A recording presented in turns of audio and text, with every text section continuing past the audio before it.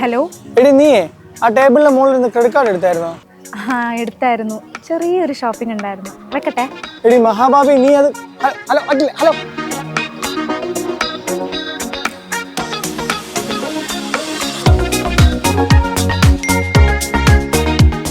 ഓഹോ എന്റെ ക്രെഡിറ്റ് കാർഡാ തള്ളിക്കൊണ്ട് പോകുന്നു.